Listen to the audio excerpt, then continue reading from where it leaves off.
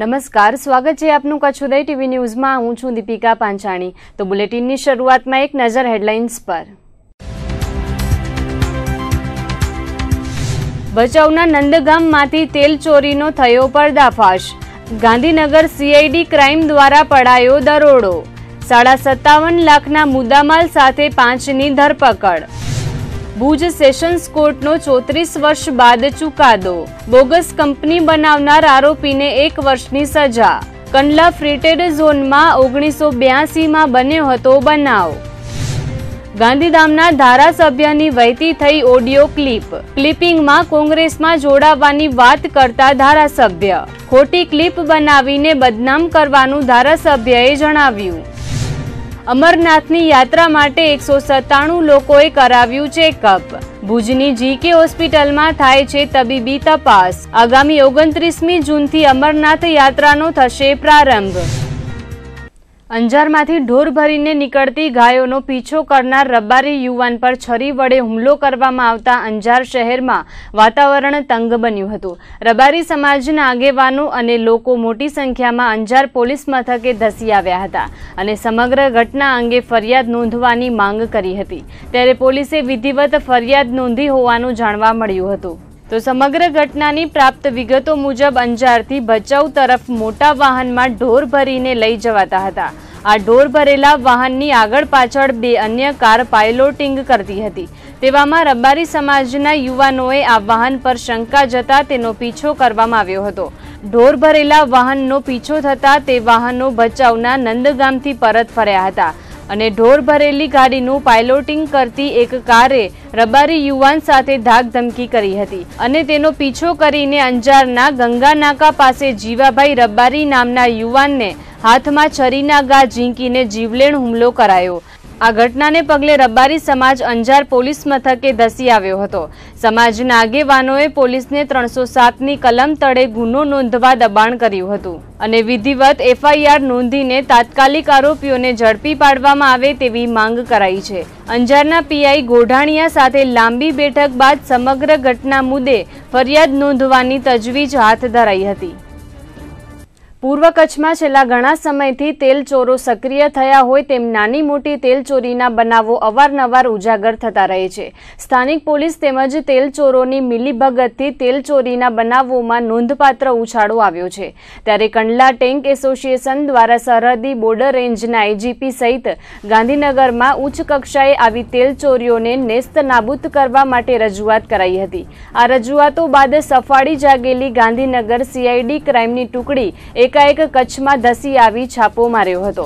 સચોટ બાતમીના આધારે ગાંધીનગર સીઆઈડી ક્રાઇમની ટીમે ભચાઉ તાલુકાના નંદગામ હાઈવે પર આવેલી એક હોટલમાં છાપો મારીને તેલ ચોરીનો પર્દાફાશ કર્યો હતો અને 5 શખ્સોને 57,49,000ના મુદ્દામાલ સાથે ઝડપી પાડતા સ્થાનિક પોલીસના ભ્રષ્ટ અધિકારી અને કર્મચારીઓના પગ નીચેથી જમીન સરકી ગઈ છે। પ્રાપ્ત વિગતો મુજબ છેલ્લા ઘણા વર્ષોથી ગાંધીધામ ભચાઉ હાઈવે પર આવેલ એક હોટલમાં તેલ ચોરીનું કારસ્તાન ચાલતું હતું। અવારનવાર રજૂઆતો કરવા છતાં ભ્રષ્ટ ખાખીના જવાબદારો તથા કર્મચારીઓ દ્વારા આંખ આડા કાન કરવામાં આવતા હતા અને આવી તેલ ચોરીને જડમૂળથી ડામી દેવા માટે કચ્છના ઉચ્ચ પોલીસ અધિકારી તેમજ ગાંધીનગર કક્ષાએ ધારદાર રજૂઆત કરવામાં આવતા તેના સચોટ પડઘા પડ્યા હતા। ડીજીપી ગીતા જારીના આદેશ અનુસાર ગાંધીનગર સીઆઈડી ક્રાઇમ બ્રાન્ચની સીઆઈ સેલે નંદગામમાં આવેલ જય વિરાત્રા નામની હોટલમાં વહેલી પરોઢે છાપો માર્યો હતો, જેમાં શ્રવણસિંહ તેજસિંહ સુરારિયા, ચંપાલાલ ધુલારામ નાઈ, અશોક શંકરભાઈ કોલી, ગોવિંદજી ઉમેદજી ઠાકોર અને ભરત વનાજી ઠાકોરને પકડી પાડ્યા હતા। આરોપીઓના કબજામાં રહેલ પ્લાસ્ટિકના કેરબા, સોયાબીન તેલથી ભરેલા 2 ટેન્કરો તેમજ આઈસર સહિત કુલ 57,49,000નો મુદ્દામાલ કબજે કરવામાં આવ્યો હતો। તેમાંથી ₹32,19,000ની કિંમતનું સોયાબીન તેલ મળી આવ્યું હતું। સીઆઈડી ક્રાઇમે આરોપીઓની પૂછપરછ કરતા તેમણે કબૂલ્યું હતું કે કંડલાથી તેલ ભરી કચ્છ બહાર જતા ટેન્કરોમાંથી તેલ ચોરી કરવામાં આવતી હતી। આ અંગે સીઆઈડી ક્રાઇમ ગાંધીનગરની સીઆઈ સેલના સહાયક ફોજદાર કાનજીભાઈ બી ઠાકોરે આરોપીઓ વિરુદ્ધ આઈપીસી કલમ 407, 414, 120B, 511 તથા આવશ્યક ચીજવસ્તુ ધારાની કલમ 3 અને 7 મુજબ ગુનો નોંધ્યો હતો। આરોપીઓ પોતાના આર્થિક ફાયદા માટે ટેન્કરોમાંથી તેલ ચોરી કરીને વિશ્વાસઘાત કરતા હતા, ત્યારે પોલીસે 5 આરોપીઓની ધરપકડ કરી ભચાઉ પોલીસના હવાલે કર્યા હતા। પોલીસે પાડેલી આ રેડમાં તેલ ચોરીનો મુખ્ય સૂત્રધાર ભરત કરશન આહિર નાસી છૂટવામાં સફળ રહ્યો હતો। આ ભરત કરશન આહિર પકડાયેલ તેલ ચોરીના બનાવને કેટલા સમયથી અંજામ આપતો હતો અને ચોરાયેલું તેલ કોને અને કયા શહેરમાં વેચવામાં આવતું હતું તેનો પર્દાફાશ થઈ શકશે। ઉપરાંત આરોપીઓ સાથે પૂર્વ કચ્છ પોલીસના કયા ભ્રષ્ટ પોલીસ અધિકારીઓ તેમજ કર્મચારીઓ સંડોવાયેલ છે તે સહિતની વિગતો બહાર આવી શકે તેમ છે। પૂર્વ કચ્છમાં અવારનવાર તેલ ચોરીના બનાવો ઉજાગર થતા રહે છે, ત્યારે કચ્છનું પુરવઠા વિભાગ નિષ્ક્રિય રહ્યું હોય તેવું લાગી રહ્યું છે। પુરવઠા તંત્ર તપાસ કરવાને બદલે તેલ ચોરોને છાવરતું હોવાની ચર્ચાઓ વહેતી થઈ છે। કચ્છમાં બદલાયેલા વાતાવરણ વચ્ચે વધુ એક સ્વાઇન ફ્લૂનો પોઝિટિવ કેસ સામે આવ્યો છે। અબડાસાના 50 વર્ષીય આધેડને સ્વાઇન ફ્લૂનો રિપોર્ટ પોઝિટિવ આવતા તેમને સારવાર માટે ખાનગી હોસ્પિટલમાં ખસેડાયા છે। જિલ્લા રોગચાળા નિયંત્રણ અધિકારી ડોક્ટર અરુણકુમાર કુર્મીના જણાવ્યા પ્રમાણે અબડાસા તાલુકાના વિંજાણ ગામે જૈન દેરાસરની પાસે રહેતા 50 વર્ષીય પુરુષને શંકાસ્પદ સ્વાઇન ફ્લૂના લક્ષણો જણાતા તેમના સેમ્પલો ચકાસણી માટે લેવાયા હતા, જેમાં સ્વાઇન ફ્લૂનું ટેસ્ટિંગ કર્યા બાદ આધેડનો સ્વાઇન ફ્લૂ રિપોર્ટ પોઝિટિવ આવ્યો હતો। હાલ આ દર્દીને સારવાર માટે એકોર્ડ હોસ્પિટલમાં ખસેડાયો છે। સ્વાઇન ફ્લૂગ્રસ્ત આધેડ હાલ વેન્ટિલેટર પર છે। અબડાસાના વિંજાણમાં સ્વાઇન ફ્લૂ પોઝિટિવ કેસ નોંધાતા આરોગ્ય તંત્ર હરકતમાં આવ્યું છે। વિંજાણ ગામે દર્દીના પરિવારજનો તેમજ સગા સંબંધીઓ અને ગ્રામજનોની તબીબી તપાસ આરોગ્ય વિભાગની ટુકડીઓ દ્વારા હાથ ધરાઈ છે। લોકોનો સર્વે કરીને સ્વાઇન ફ્લૂ અંગે જાગૃતિ પણ ફેલાવવામાં આવી રહી છે। જિલ્લામાં આજે વધુ એક સ્વાઇન ફ્લૂનો રિપોર્ટ પોઝિટિવ આવતા જાન્યુઆરીથી અત્યાર સુધીમાં સ્વાઇન ફ્લૂના કુલ 15 પોઝિટિવ કેસ નોંધાઈ ચૂક્યા છે અને તેમાંથી 5 દર્દીઓ મોતને ભેટ્યા છે, તો હજુ પણ સ્વાઇન ફ્લૂગ્રસ્ત 4 દર્દીઓ સારવાર હેઠળ છે, જ્યારે અન્ય 6 દર્દીઓ સ્ટેબલ થઈ ગયા બાદ તેઓને હોસ્પિટલમાંથી ડિસ્ચાર્જ કરી દેવામાં આવ્યા છે। 5 વર્ષ અગાઉ બનેલી ગેંગરેપની ઘટનામાં ગાંધીધામ કોર્ટે મહત્વનો ચુકાદો આપીને આજીવન કેદની સજા ફટકારી હતી। વર્ષ 2011માં બનેલી ઘટનાનો કેસ ગાંધીધામ સેશન્સ કોર્ટમાં ચાલી જતા આ મહત્વનો ચુકાદો ફટકારવામાં આવ્યો હતો। સમગ્ર કેસની વિગતે વાત કરીએ તો આ કામના ફરિયાદી શામલી સોમાભાઈ ગણવાએ પોતાની 3.5 વર્ષીય પુત્રી સાથે બળાત્કાર થયો હોવાની ફરિયાદ કરી હતી। કાર્ગો ઝૂંપડા ગાંધીધામમાં રહેતો આ પરિવાર રાત્રિ દરમિયાન છાપરા પર સૂતો હતો, ત્યારે કોઈ અજાણ્યા શખ્સો તેની 3.5 વર્ષીય પુત્રીનું અપહરણ કરીને લઈ ગયા હતા અને બંને શખ્સોએ ગેંગરેપ કરતા ગત 18મી જૂન 2011ના ફરિયાદ નોંધાઈ હતી। આ કેસ ગાંધીધામની સેશન્સ કોર્ટમાં ચાલી જતા આરોપી રામકિશન ભરતસિંહ યાદવ અને રાજુ ઉર્ફે રાજા મતદાર સંઘ પપણને કોર્ટે તકસીરવાર ઠેરવ્યા હતા અને આજીવન કેદની સજા ફટકારીને કોર્ટે ધાક બેસાડતો ચુકાદો આપ્યો હતો। આ કેસને કોર્ટમાં સાબિત કરવા માટે 16 શાહિદ પુરાવા અને 32 દસ્તાવેજી પુરાવાઓ રજૂ કરાયા હતા, જ્યારે સરકારી વકીલ તરીકે કુમારી હિતેશી ગઢવીએ ધારદાર દલીલો કરી હતી, જેને ગ્રાહ્ય રાખીને ગાંધીધામ એડિશનલ સેશન્સ કોર્ટના જજ DR ભટ્ટે આજીવન કેદની સજા ફટકારતો ચુકાદો આપ્યો હતો। ઉલ્લેખનીય છે કે આ કેસના એક આરોપી રામકિશન ભરતસિંહ યાદવને અગાઉ પણ 376ના કેસમાં આજીવન કેદની સજા થઈ ચૂકી હતી, ત્યારે પુનઃ તેને આજીવન કેદની સજા ફટકારાઈ હતી। વર્ષ 1982-83 દરમિયાન રાજકોટના રોહિત કુમાર કરસનલાલ મહેતા નામના શખ્સે કંડલા ફ્રી ટ્રેડ ઝોનમાં ખોટા દસ્તાવેજો બનાવીને કંપની ઊભી કરી હતી, જે કેસમાં 34 વર્ષ બાદ રાજકોટના આરોપી રોહિત કુમાર કરસનલાલ મહેતાને ભુજની ચીફ સેશન્સ કોર્ટે 1 વર્ષની સજાનો હુકમ કર્યો છે। 1982માં રોહિત કુમાર મહેતા નામના શખ્સે રમેશ સંજય પ્રાણલાલ મહેતાના નામે કંપની ઊભી કરી હતી। આ કંપનીમાં ભ્રષ્ટાચાર અને ખોટી રીતે આયાત તેમજ નિકાસ થતો હોવાની ફરિયાદો ઉઠ્યા બાદ તપાસ હાથ ધરાઈ હતી। તપાસ દરમિયાન જે વ્યક્તિના નામે કંપની ઊભી કરવામાં આવી હતી એવો કોઈ વ્યક્તિ ન હોવાનું બહાર આવ્યું હતું। સરકાર સાથે છેતરપિંડી કરી હતી, જે કેસમાં 34 વર્ષ બાદ ભુજની સેશન્સ કોર્ટે આરોપીને 1 વર્ષની સજા ફટકારી છે। અગાઉ ચીફ જ્યુડિશિયલ કોર્ટે પણ 1 વર્ષની સજા ફટકારી હતી, જેમાં સરકારે હાઈકોર્ટમાં કેસ દાખલ કર્યો હતો, જેમાં હાઈકોર્ટે આ કેસ ભુજની સેશન્સ કોર્ટમાં ચલાવવાનો આદેશ કર્યો હતો।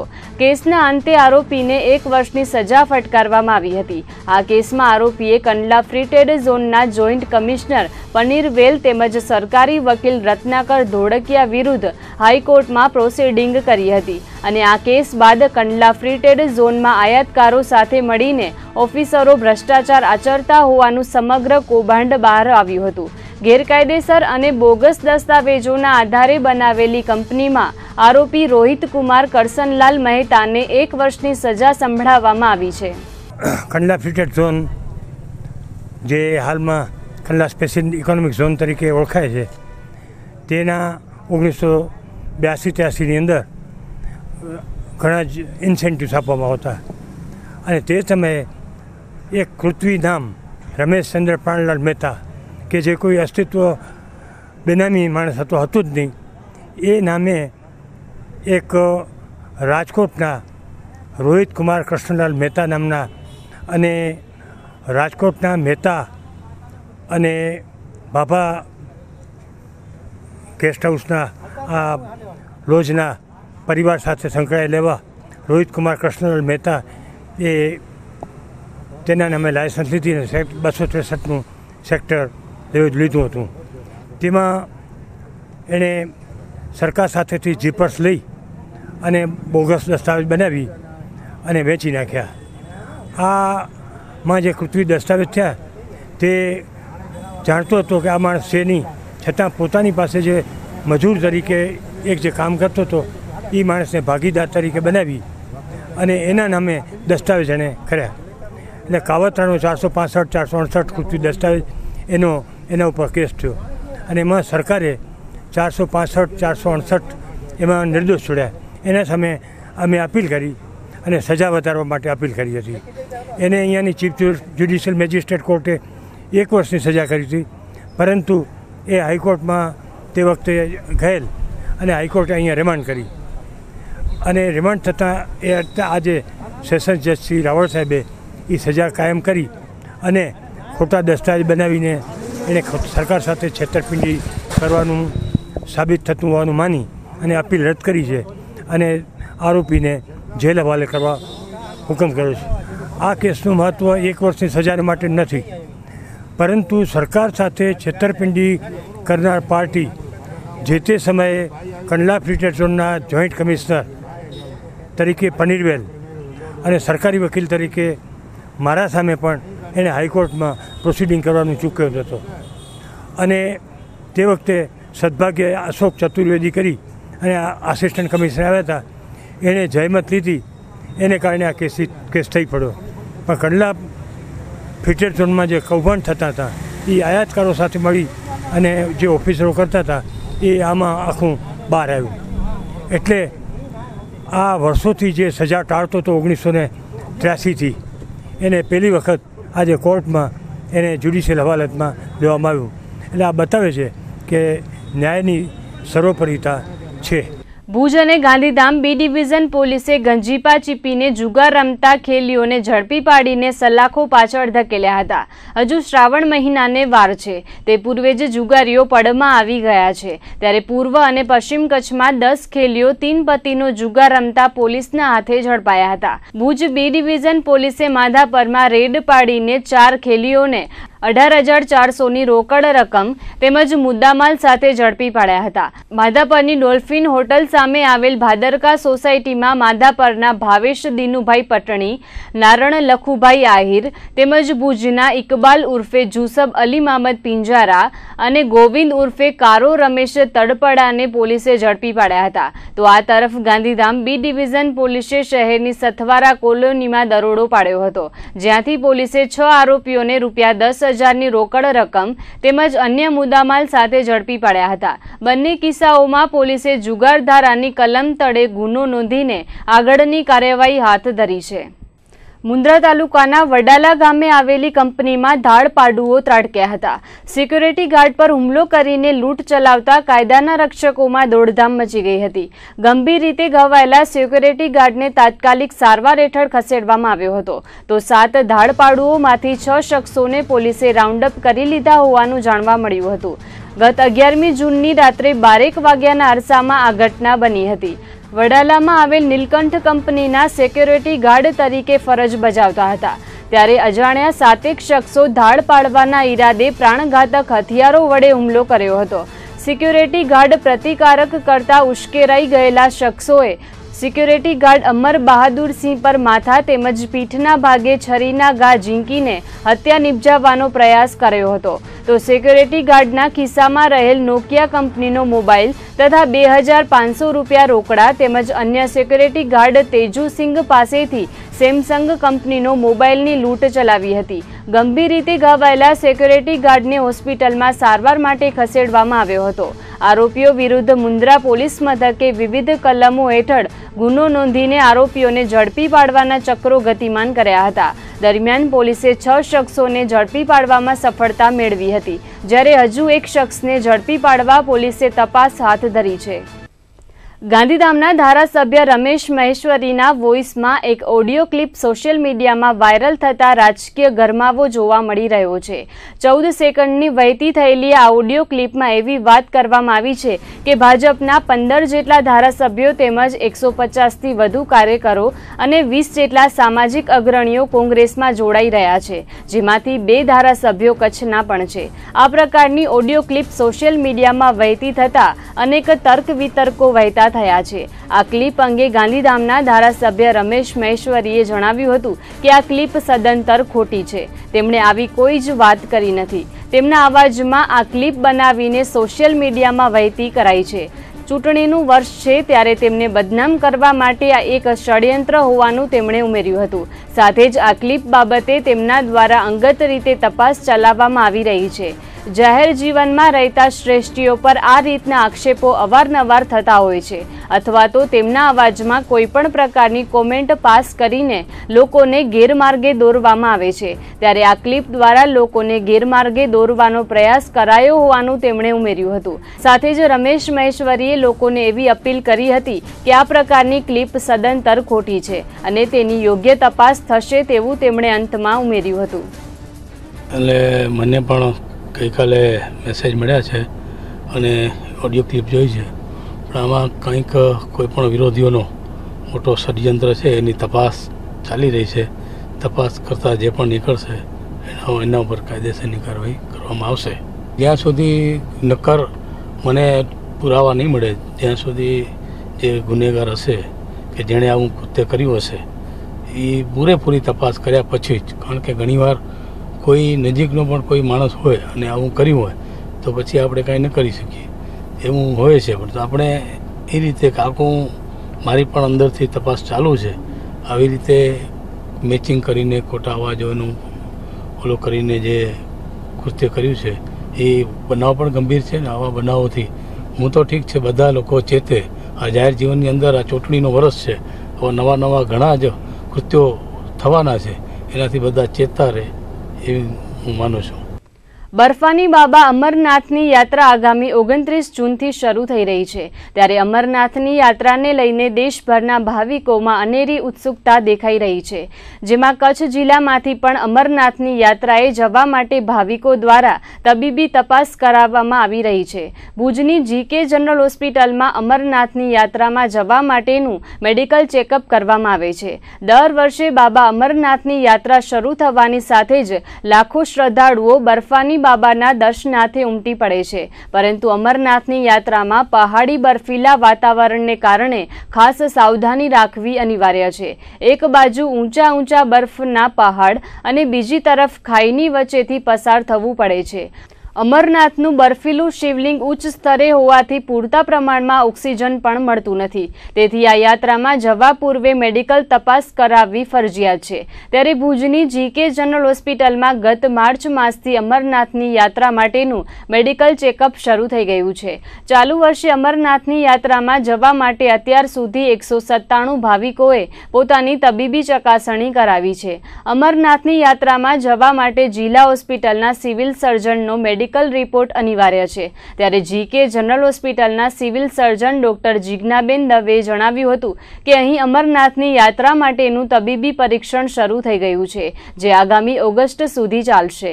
તબીબી તપાસમાં રોગ પ્રતિકારક શક્તિના ઇન્જેક્શન ઉપરાંત ટોટલ મેડિકલ ચેકઅપ થાય છે અને જરૂર જણાય તેવા દર્દીઓને યાત્રા દરમિયાન શું કાળજી લેવી તેની ખાસ સૂચનાઓ આપવામાં આવે છે। ઉપરાંત ડાયાબિટીસ, બ્લડ પ્રેશર સહિતની રૂટીન બીમારીના દર્દીઓને જરૂર જણાય તો દવાઓ પણ આપવામાં આવે છે। આ વર્ષે 29મી જૂનથી બાબા અમરનાથની યાત્રાનો પ્રારંભ થઈ રહ્યો છે, જે આગામી 7મી ઓગસ્ટ સુધી ચાલશે।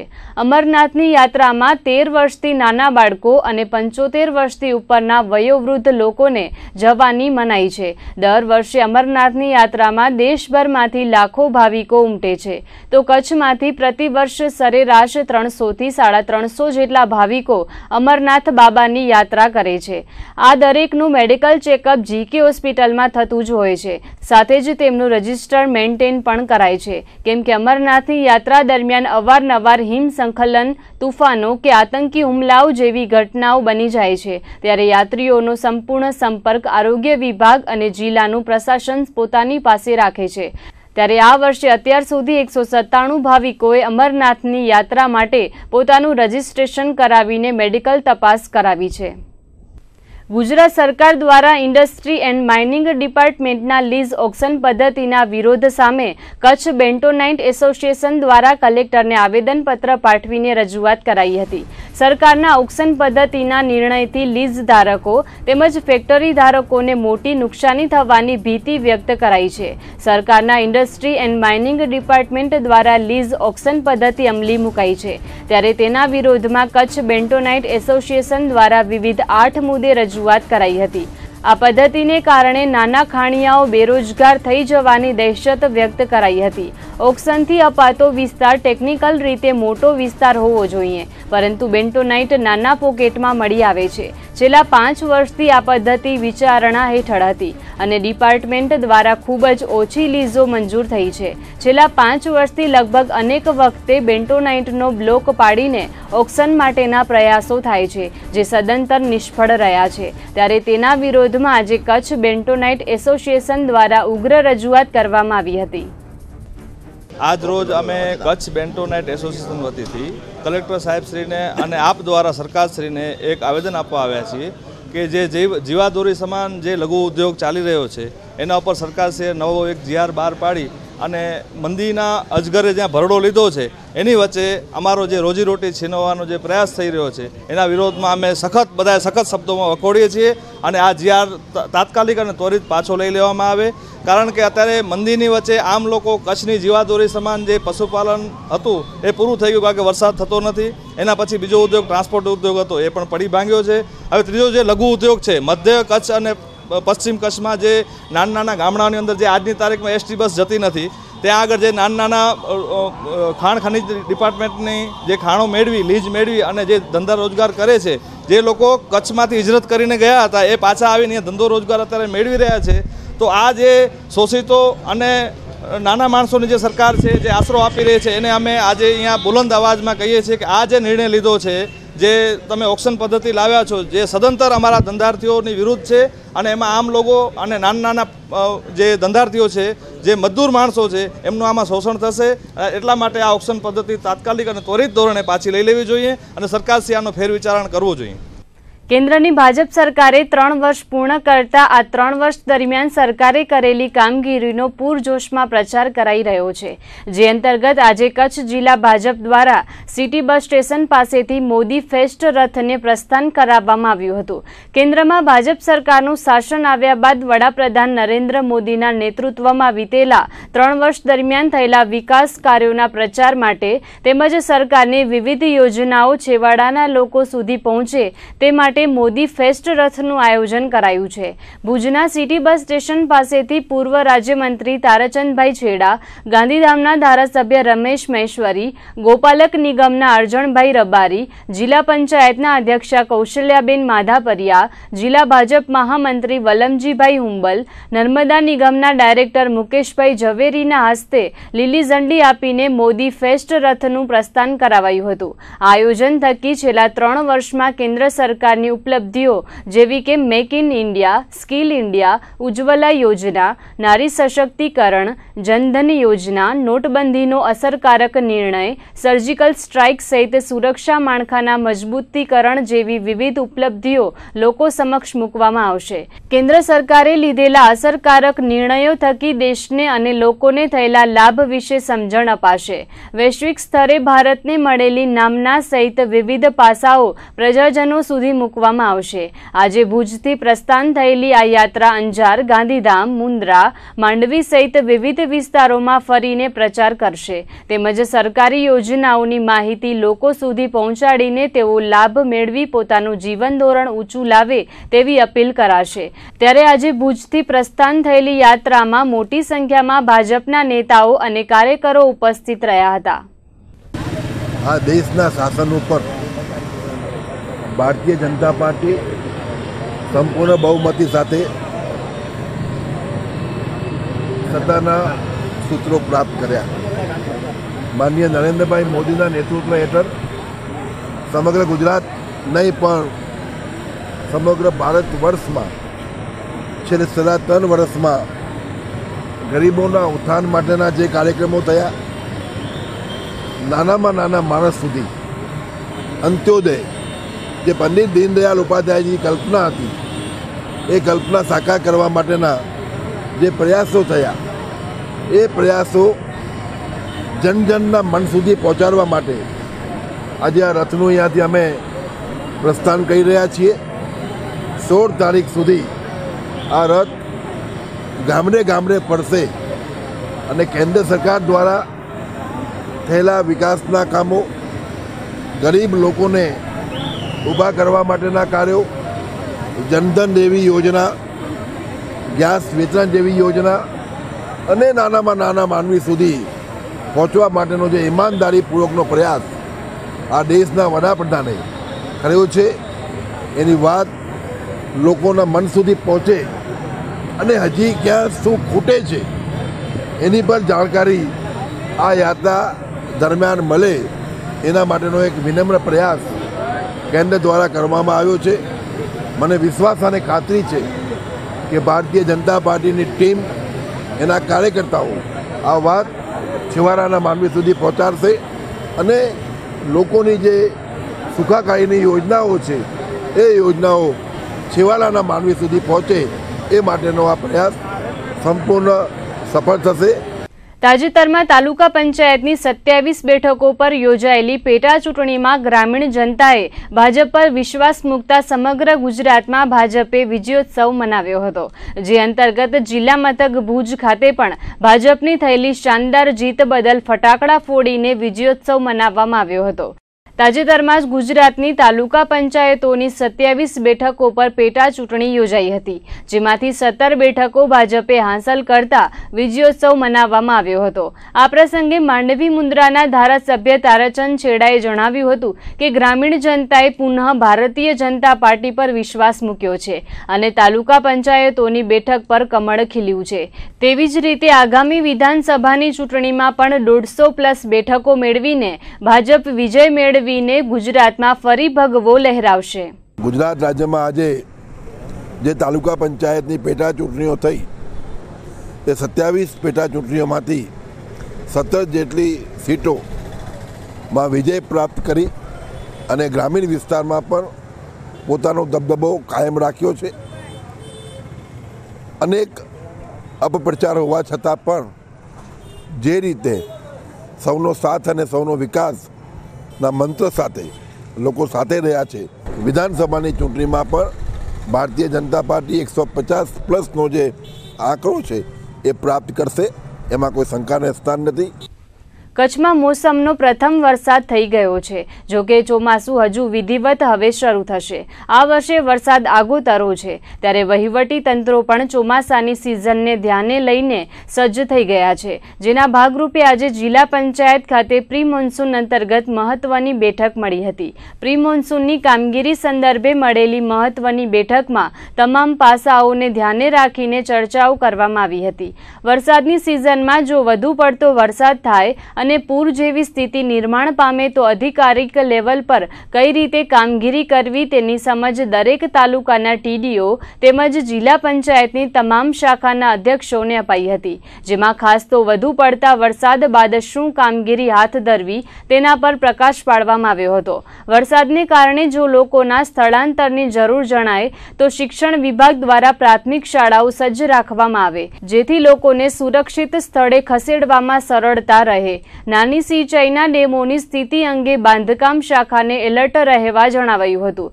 વરસાદ બાદ રોગચાળો ન ફાટી નીકળે તે માટે આરોગ્ય તંત્રને તાકીદ કરાઈ હતી. સાથે જ પશુઓમાં કોઈ ગંભીર બીમારીઓ ન ફેલાય તે માટે પશુપાલન ખાતાને સૂચના અપાઈ હતી. વરસાદ બાદ રસ્તાઓના ધોવાણ થાય તો પંચાયત હસ્તકના રસ્તાઓનું કામ સત્વરે કરાય તેવી વિવિધ સૂચનાઓ દરેક ખાતાઓને અપાઈ હતી. દરેક વિભાગો પોતાની જવાબદારી સંભાળીને ગ્રામ્ય કક્ષાએથી તાલુકા અને તાલુકાથી જિલ્લા કક્ષા સુધી સંકલન સાધીને કાર્ય હાથ ધરાય તેવી ખાસ સૂચના અપાઈ હતી. સવારે 9 વાગ્યાથી શરૂ થયેલી આ મેરેથોન બેઠક સાંજે 5 વાગ્યા સુધી ચાલી હતી અને પ્રી મોન્સૂનની કામગીરી ઉપરાંત અન્ય વહીવટી કામગીરીઓની સમીક્ષા કરીને ચર્ચા વિચારણા કરાઈ હતી. બેઠકમાં નાયબ જિલ્લા વિકાસ અધિકારી જયેશ તુંવર, શ્રી વાણિયા, જિલ્લા પંચાયતની તમામ શાખાના મુખ્ય અધિકારીઓ તેમજ તમામ તાલુકાના ટીડીઓ ખાસ ઉપસ્થિત રહ્યા હતા. કચ્છ જિલ્લાના પ્રગતિશીલ ખેડૂતોએ બાગાયતી ખેતી ક્ષેત્રે છેલ્લા થોડાક વર્ષો દરમિયાન નામના મેળવી છે, તો તેની સાથે ખેતી સંલગ્ન અન્ય વ્યવસાયો તરફ પણ ઝોક વધ્યો છે. ત્યારે છેલ્લા થોડા સમયથી ખેડૂતોએ મધમાખી ઉછેર ક્ષેત્રે પણ સારી એવી પ્રગતિ સાધી છે. ત્યારે મધમાખી ઉછેર ક્ષેત્રે ઝંપલાવનારાઓને પૂરતી માહિતી અને માર્ગદર્શન મળી રહે તે માટે જિલ્લામાં મધમાખી ઉછેર કેન્દ્ર તેમજ મ્યુઝિયમનું નિર્માણ કરવાની દિશામાં સક્રિયપણે વિચાર હાથ ધરવામાં આવી છે. આ ક્ષેત્રમાં વિકાસ અને આવકની વિપુલ તકો રહેલી છે. આ અંગે બાગાયત અધિકારી યુએસ જોશીએ વિગતો આપતા જણાવ્યું હતું કે મધમાખી ઉછેરનું કાર્ય કરવા ઈચ્છતા લોકોને તમામ પ્રકારની માહિતી મળી રહે તે માટે આયોજન હાથ ધરાયું છે, તેમજ સમગ્ર પ્રક્રિયાથી ખેડૂતો વાકેફ થઈ શકે તે માટે એક અલાયદું મધમાખી ઉછેર કેન્દ્ર અને મ્યુઝિયમનું નિર્માણ કરાશે. વધુમાં તેમણે જણાવ્યું હતું કે હજુ આ પ્રોજેક્ટનો વિચાર પ્રાથમિક તબક્કે હોતા સ્થળ સહિતની બાબતો હવે નક્કી કરવામાં આવશે.